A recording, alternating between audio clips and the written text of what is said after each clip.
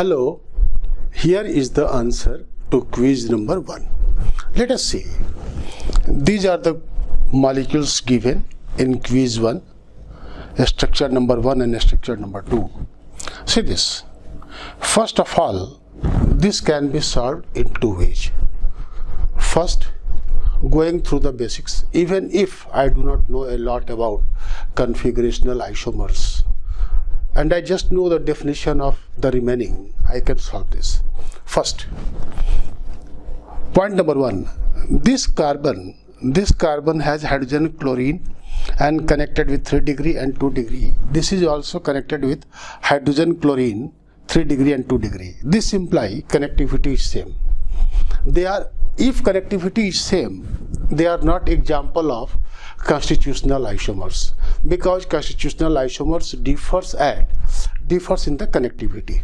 They are not constitutional isomers or structural isomers.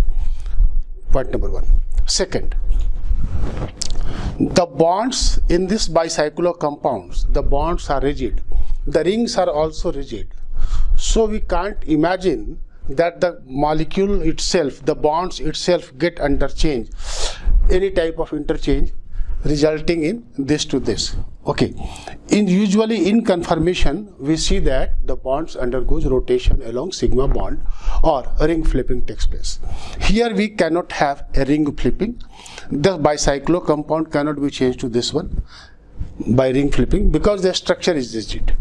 Second, even a rotation along bond cannot produce this. Therefore, they are not conformational isomers.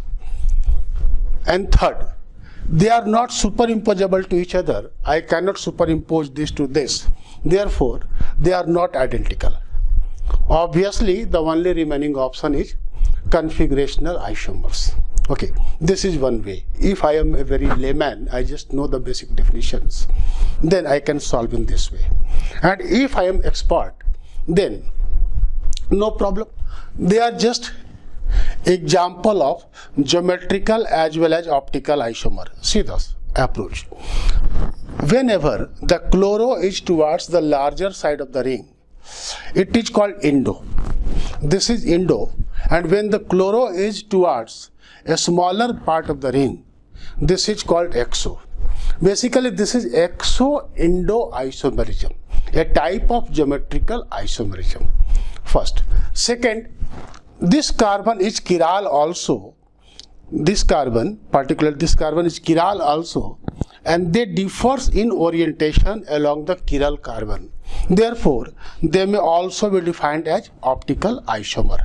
One of my friend who has commented it as epimers. Yeah, obviously, it is also example of epimers when we have more than one chiral carbon, and here we have more than one chiral carbon.